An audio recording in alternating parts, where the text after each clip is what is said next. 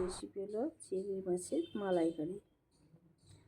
মানে বড় বড় গলদা চিংড়ি নেওয়া হয়েছে আর খুব সিম্পলভাবে খুব অল্প মশলায় কীভাবে এই চিংড়ি মাছের মালাইকারিটা করেছি সেটাই তোমাদের সঙ্গে শেয়ার করছি।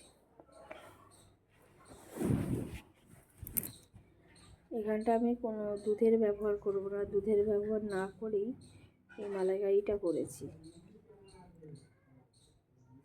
প্রথমে আমি চিংড়িগুলোকে ভালো করে কেটে পরিষ্কার করে রেখেছিলাম, সেগুলোকে নুন আর হলুদ মাখিয়ে প্রায় মিনিট 4-5 আমি রেখে দিয়েছিলাম।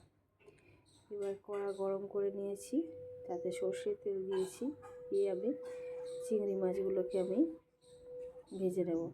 আর এই চিংড়ি মাছ পরিষ্কার করার সময় ভালো করে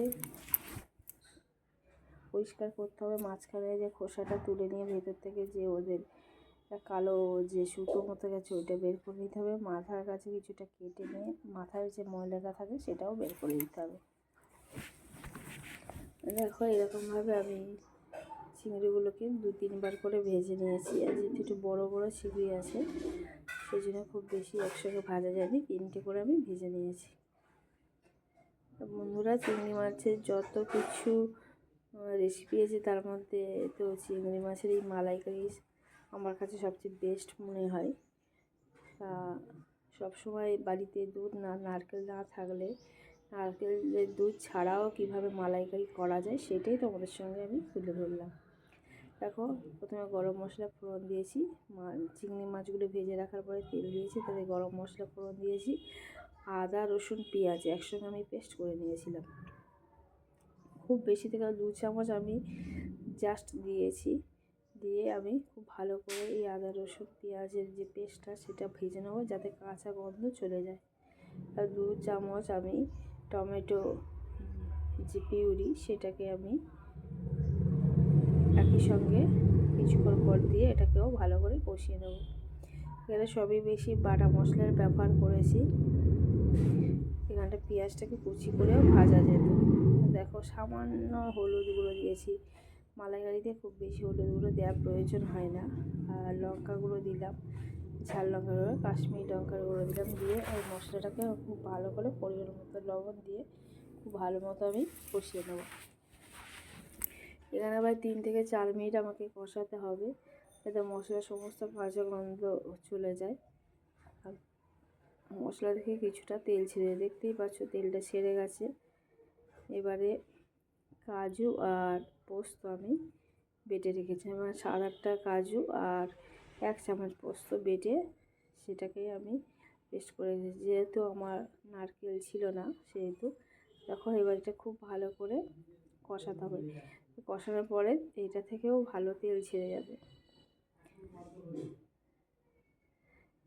দেখো দেখতে পাচ্ছি কষানোটা যেন খুব ভালো হয়, যাতে তেলটা ছেড়ে যায়। যেহেতু কাজু আছে, কাজুর একটা নিজস্ব তেল থাকে, আর এবার সে মশলার যে তেল সেটা আগে অনেকটাই ছেড়ে গেছিলো। তোমরা দেখতেই পাচ্ছ কষানোটা অনেকটাই কমপ্লিট হয়ে গেছে।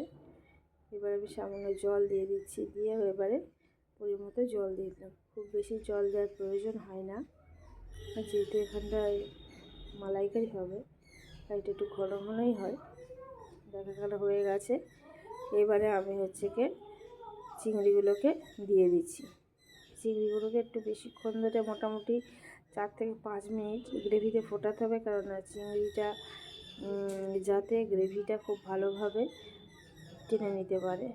দেখো এখানটায় আমি সবগুলোকে দিয়ে দিচ্ছি, দিয়ে আমি মিনিট 4 আরও ফুটিয়ে নেব, দিলে আমার রেডি হয়ে যাবে এই চিংড়ি মাছের মালাইকারি। তা বন্ধুরা, এই চিংড়ি মাছের মালাইকারি যদি তোমাদের ভালো লাগে তাহলে অবশ্যই লাইক করো, কমেন্ট করে জানিও কেমন হয়েছে। আর যদি ভালো লেগে থাকে তাহলে শেয়ার করে দিও। আর যারা নতুন আছো বন্ধুরা চ্যানেলে, তারা অবশ্যই সাবস্ক্রাইব করে পাশে থেকো। তাহলে বন্ধুরা একটা জিনিস স্কিপ করে গেছি, সেটা আমি চিনি দিয়েছিলাম, সেটা তোলা হয়নি। এখানে সামান্য পরিমাণ চিনি দিয়েছি, আর দেখো এই গরম মশলাগুলো দিয়ে দিলাম যাতে টেস্টটা আরও খুব ভালো হয়। মোটামুটি হয়ে এসেছে। এবার তোমরা ধনেপাতা দিতে পারো, নাও দিতে পারো, তো আমি দিইনি, কারণ এখানে ধনেপাতা দিলে অতটা ভালো হবে না খেতে। এবার হয়ে গেল, এবার আমি নামিয়ে নিচ্ছি। তো বন্ধুরা, আজকের রেসিপি এই পর্যন্ত। আবার নতুন রেসিপি নিয়ে তোমাদের সামনে চলে আসবো। ততক্ষণ ভালো থেকো, সুস্থ থেকো। অনেক অনেক ধন্যবাদ বন্ধুরা। দেখো কতটা সুন্দর হয়েছে, খুব ভালো খেতে হয়েছিল। একবার অবশ্যই এইভাবে ট্রাই করো, দেখবে ভালো লাগবে।